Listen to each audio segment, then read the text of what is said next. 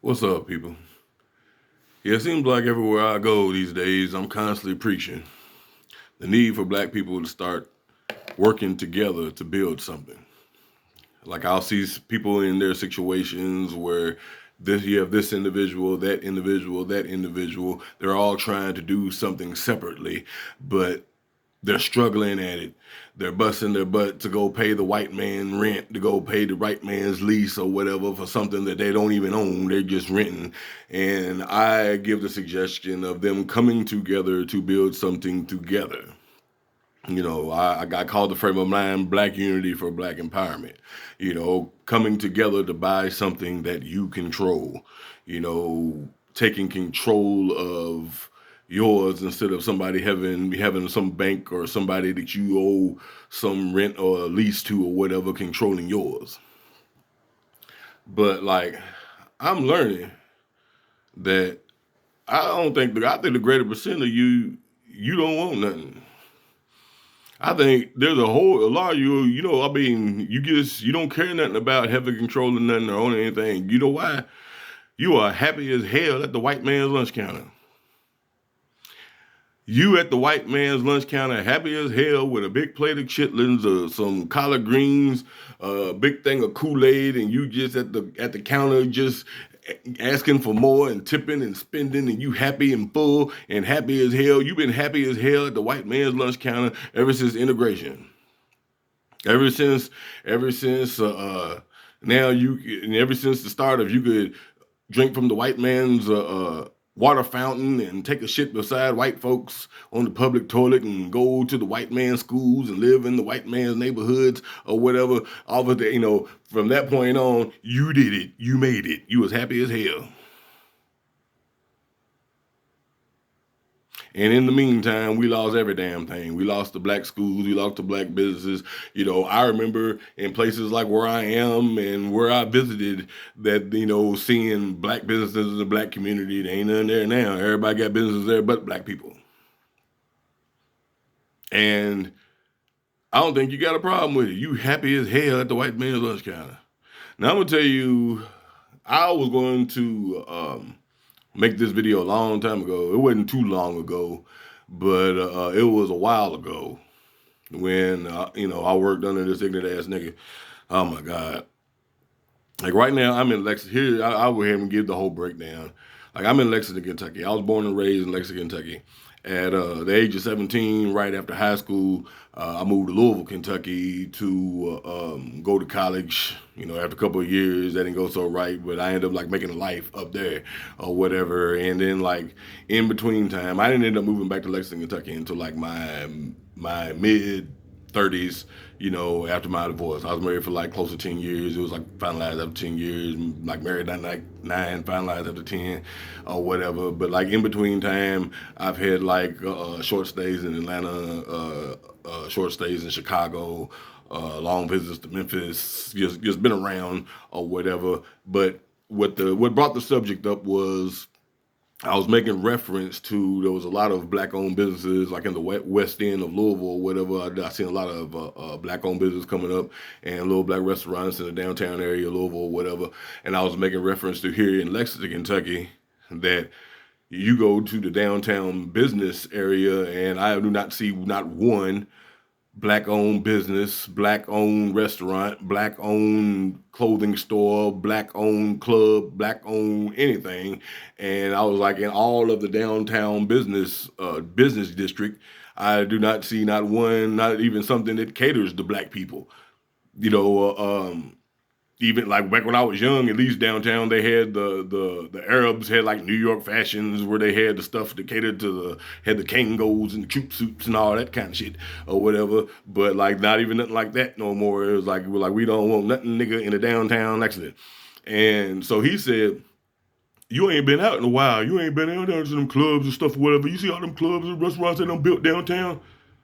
And I'm sitting there thinking about the shit. I'm like, man, those are white owned establishments. What, I mean, those are white establishments. What are you talking about? He said, but there be niggas in there.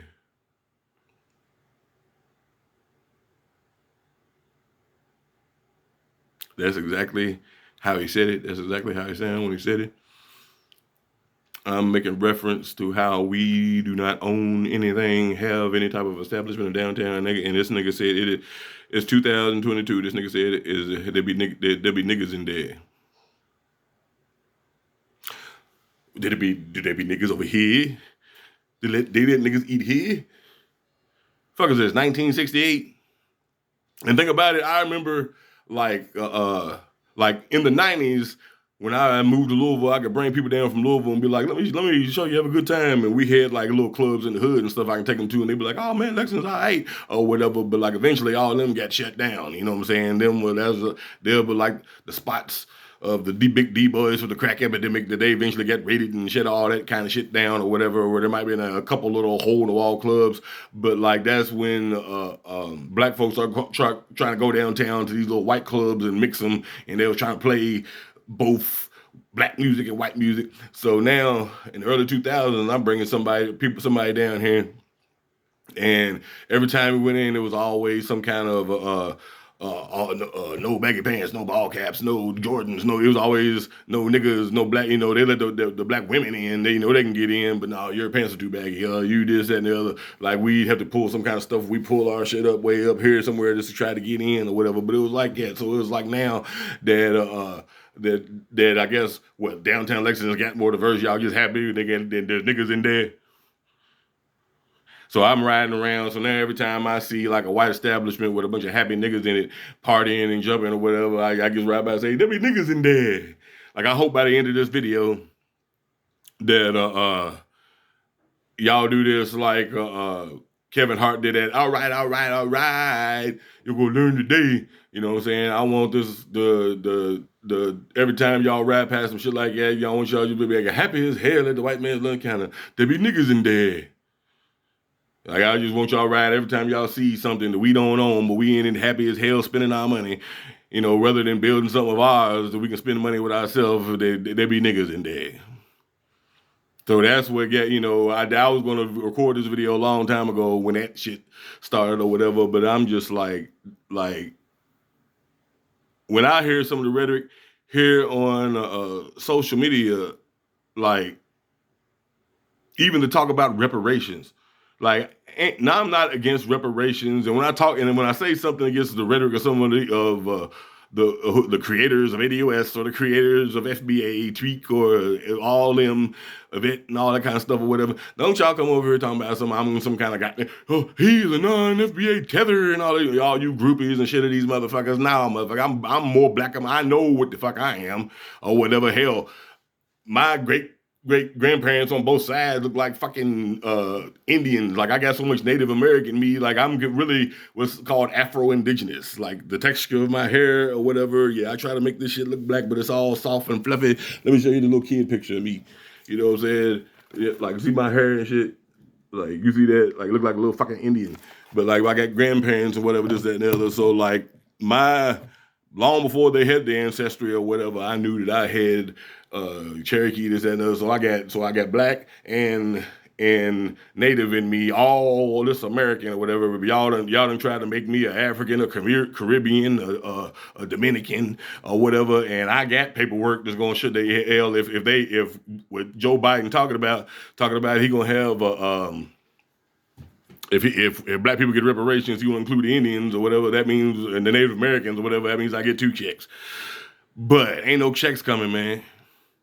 You know what I'm saying? And y'all done had this rhetoric put in your mind that we cannot or unable to do any kind of building without reparations, without the white man to have a change of heart and say, hey, I know I oppressed you for 400 years, but now I'm going to give you all the stuff to empower you and let you be independent and do your own. Like, man, I don't know what the hell, dude. It ain't like y'all think that just because there's a trending topic on social media that it's going down. Like ain't nobody in the White House, ain't nobody in the Senate, ain't nobody in the Congress thinking about this shit.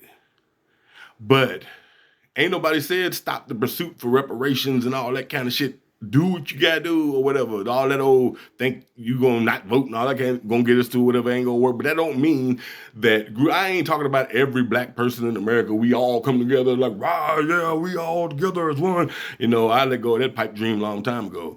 I'm talking about like individual groups of people to start work together. This could be your brothers and sisters, your cousins, your family, and that's all struggling as individuals coming together as one to build one. Because I'm seeing too many other people doing it. Y'all laugh at Mexicans and shit when they all pile up into a house and all that kind of stuff. But by the time they get through with their little plan, and after so many years and all that kind of shit or whatever, they all got next thing you know they got old strips of houses and they riding in Escalades and shit because they work together what little they had, whatever, or work together, but we always trying to outshine each other. We always trying to outdo each other. We try to show up at the family reunion, and you want to show your brothers and your sisters and your cousins that you doing better than them. You want to spend all your money with the white man or whatever just to show other black folks that you can do better than them, rather than coming together and build with each other. Like we supposed to be on the same team, but you ended like some people on the same team, but they're in competition with each other, try to see who can get the most stats and lose the game.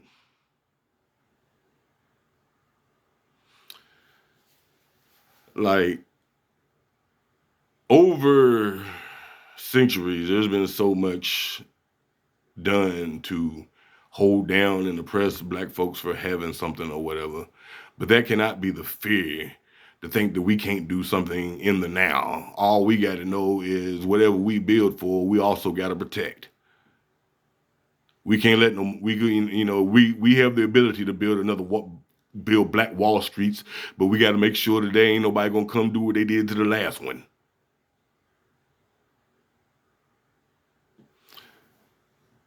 There's only one thing that we ain't tried yet, as far as building for and protecting ourselves in the United States, is black unity. And for some reason, it's like generation after generations after generations after centuries of division and planting to your head that we each other's enemy and all this shit or whatever, is that you've been programmed that we cannot unite. That it's not possible. And sometimes it seems like it, because like I know, like I've tried. Like I came down here trying to take care of bum cousins and all that shit, talking about how we can come together and do this. And I'm thinking about them when every time I get some money, yeah, I'm gonna put you on and bro and cuz we gonna do this together and all this shit. And I just found out I was just just supporting freeloading niggas. Like and there's a whole bunch of people in my family I done cut off and then run out here and tell other people, y'all family need to work together. But I done seen too much crazy shit. You know what I'm saying? Like in over generations or whatever. Like we keep talking about how we're losing wealth or whatever. But I'm gonna tell you some real situations. Like my great grandparents, my grandparents or whatever. Like there was money, there was property, there was businesses, you know what I'm saying? There was a ball dropped. And what's funny, it's like it's the generation before me, the baby boomer generation, that are the children of that integration, that seemed like they dropped the ball and got content and everything was fine. Because like, I had, my great grandfather on this side, and then my great grandmother when like they divorced. And then my great grandmother that remarried and he remarried or whatever, but there was money, property, everything on this side or whatever. The house that I grew up in, my great grandmother passed that house down to us, so we didn't have no rent, no mortgage. There was, when my father was pastoring, like he was working at GTE making like $40,000 a year in the 80s. In the 80s, $40,000 a year was a decent amount of money. No rent, no mortgage. He was a pastor of the church where they paid him $200 a week and paid the utilities at the house. So we ain't have nothing, to pay. And like, was riding around in my grandmother's Gremlin. So like, we didn't even have no car note. Like a lot of these preachers was riding around in Lincolns and shit. My dad wasn't like that. He was putting more money back into that church than he was getting from the church, while these other pastors was like big high siding or whatever, but like it was almost like there was a content generation that was just happy, didn't build nothing off of it, So we're Generation X, we had to start from scratch. I can say the same thing like about my uncle. He got like 2 houses and a car from my grandfather that he only paid a few $1,000s for. One of the I don't know what happened to the other house, and all that stuff went belly up with a business or some kind of stuff or whatever. But like that house is worth like $250,000 now or whatever. But like he ain't building nothing off that for the next generation or whatever. He just stopped right there. Generation X had to start from scratch because why? Because they was happy as hell at the white man's lunch counter. During this time, it wasn't no building, wasn't no investing or whatever, but we was sharpening them up. We was we had suits and was flashy as hell, and we was at Duff's and Morrison's and Blue Boar, and we was eating with our suits and shit. Well, happy as hell at the white man's lunch counter, dining good, dressed good, with nothing but what we already had. And like, you know, the family could have worked together and built off this and redid an empire, made a big empire off this. But like everything fell like, they used to say, you came up in the good times. Like, for example, we came up during the crack epidemic. And they learned that lesson when my great grandfather that was supplying all this, that had all this stuff, he was a horse bookie or whatever that had politicians and judges and all that kind of shit in his pocket. And he done put together, he had the first integrated club. And that's a whole total different story. I'll tell about my great grandfather in another video or something or whatever. But like that whole everything that he had was smoked up by a cousin of mine that was on crack that was supposed to be taking care of him. And she's gone and writing checks and doing all this stuff or whatever, done robbed him blind because she's on dope. Now, we came up during the crack epidemic. How the fuck are we? Is at the good times? But that's when the fight stopped. We had the civil rights movement, we had the Black Power movement, and all of a sudden we happy as hell at the white man's lunch counter. And you're still happy as hell at the white man's lunch counter. When these big athletes and entertainers and actors and all them people, when they start making all that money and or whatever, they get rather than just going buying the white man's name brands and the Gucci's and the bags and the Bentleys and all that stuff or whatever, they could have been done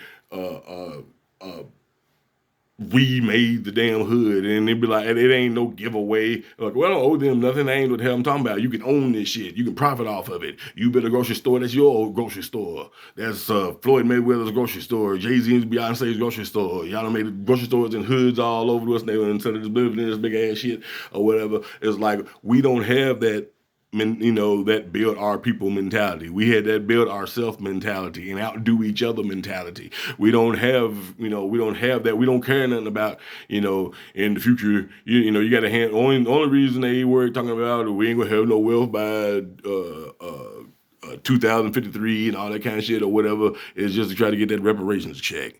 But there's this, and who said anything about a check? See, that's how these motherfuckers on social media are getting y'all hyped up into the clicks and to send them money and all that. Talking about when they start giving out them checks. Who said, like, first of all, we was promised 40 acres of land in the mule. Okay, you give you 40 acres of land right now. What you gonna do with it? You know how to farm, nigga? You know how to build anything? You a carpenter? Anyway, but if we want our own land, we are gonna have to come together and buy it. If we want to build something, we're gonna have to build it. I don't like the thought of y'all got in y'all mind that we can't do nothing unless we get reparations is the only reason I talk against reparations, because I don't think we ever getting it. But that that's my opinion. I don't even got to hear all that bullshit from you motherfucking the motherfuckers now who think ADOS and FBA is our lineage and all that kind of shit. And yes, I said our lineage. I am not no goddamn immigrant. I don't know what the fuck y'all got that shit. I remember one video I said that I'm not even really a citizen of here. And everybody's like, oh, he's not even from here. Like, that's not what the fuck I was saying or whatever. I'm making reference to a Class D felony that I was convicted of in 1996. Now, when you're convicted of a felony, your right to vote, your right to bear arms, your right to all that kind of shit or whatever is taken away from you or whatever. That's what I was talking to. I wasn't talking about I came from no Africa, no Caribbean, nowhere. I'm from here. But as far as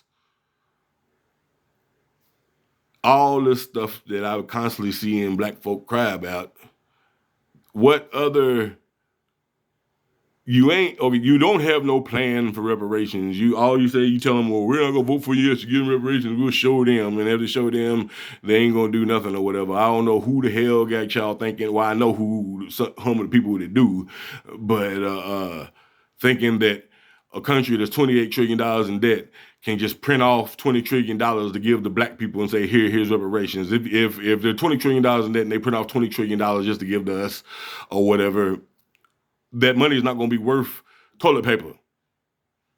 I don't know who told y'all that. Y'all must not been paying attention to school where you think that the United States can just print off money with nothing to nothing. For nothing, buy nothing. See, well, they give the money to Israel, they give the money to Ukraine, they give the money. When they do them things, they got ulterior motives and little dirty deals behind them or whatever. They give money to Israel, there's weapons and land and territory and politics is going on with that shit. Giving $20 trillion to black America is not benefiting them nothing other than the possibility of y'all and niggas ain't gonna do nothing but go back and spend it and give it right back to the white man. Because, like, if that study was true, that we got $151 million apiece,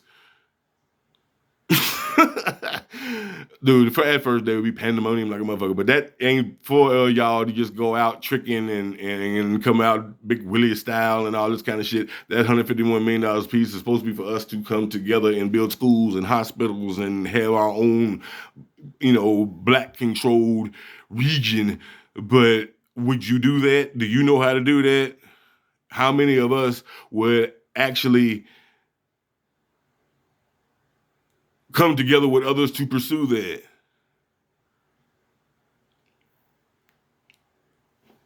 But like I said, I don't think y'all want nothing. Like I'm starting to think black folks have gotten to the point where they want to be able to complain and say we black in America and that's why we can't do nothing and this, that, and the other. Where I don't think they ever really wanted to be, or we ever really wanted to be, where we can just say, this is it. We've got our liberation. We've got our land. We've got our this, that, and the other. But like, I'm not on that tip. Like the stuff I'm talking, it might sound like that, but I ain't talking about all black people. Like they say, all black people should take this little area in the South, and all the black people live in there. Nah, man, you can't trust all black people being in the same place in the United States. That's just giving the government some one place to bomb and like, they go there. Well, it's done with that shit. Nah, like I'm talking about coming together to make like little black wall streets across the nation. Like, okay, every state got like maybe two big major cities in it. There's got a Black Wall Street in every one of them. Some shit like that. In the meantime, you and your family just done bought a block of houses, and then you and your cousins and them, they got a little store on the corner and all this kind of stuff or whatever. I be trying to link these dudes up around here, like I talk about these dudes that got the barbershop and these dudes that got the detail shops or whatever, and I'm seeing them every month breaking their bracket to try to get their rent to the white man to pay them. Get their rent to the white man for at least their little buildings and shit. Not black owned, black rented, basically. But I'm like, okay, you got a barbershop, you got a barbershop, you got a barbershop, you got a detail shop. When I was doing the little house auction thing or whatever, and I'm seeing little glares of light from the sun or whatever that's coming through this window. And so excuse whatever, but I'm not gonna re-record this. This is gonna be pre-recorded anyway, but I ain't going back to redo it because of the little what's name of. But like when I was doing the house auctioning thing or whatever, like I was seeing business buildings or whatever that was going cheaper. There might have been fixer uppers or whatever, but with like a little work, a little paint, a little something or whatever, boom, you in business and it's your building. Now you ain't paying no rent, no mortgage to nobody. You own it. Y'all done came together and got it. But I'm like, okay, why don't y'all come together? He got a detail shop, he got a detail shop, he got a barbershop, whatever. Why don't y'all come together by the building and it just be y'all shop? But like I said, everybody always got that concern about who's going to be the man. Because in their individual zones, they are the man. They're the leader of their business or whatever. And they don't want to step out of that to be a team.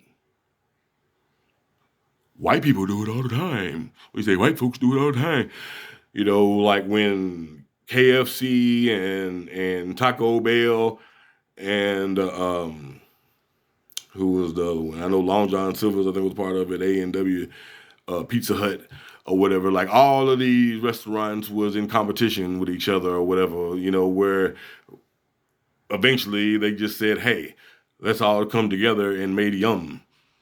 And now all of them restaurants are together making the money together. You know what I'm saying? We could be doing the same thing with our little businesses in the hood. This dude has got the chicken place or whatever. This dude has got the fish place or whatever. This dude over here has got the barbecue place or whatever. And they over down talking each other's menu and in competition with each other or whatever. And they're like, hey, why don't we come and rather just be in competition with each other about who got the best food and trying to get customers from each other or whatever, why don't we come together and make this one restaurant, put these menus together and have our one restaurant and come together? But like I talked to someone, the last dude I was talking to about the little detail shop or whatever, when they was up at some little event they was having up here, the exact words that came out of his mouth was, "Niggas don't do that." Niggas. That's a term I said I used so much as a kid. When everything was niggas for life and real niggas don't die and all that kind of shit or whatever. But I got to the point in my life where I said I'm not even going to use that term anymore or whatever. That's back when it's like we gonna start calling each other kings and queens and shit. But now like I'm right back using it again because I'm learning that we ain't even ready to be black. We still niggas. They don't want nothing. But I'm gonna stop, barking, preaching. If y'all don't want nothing, you don't want nothing. They ain't got they ain't nothing. That's not for me to judge that you don't want nothing.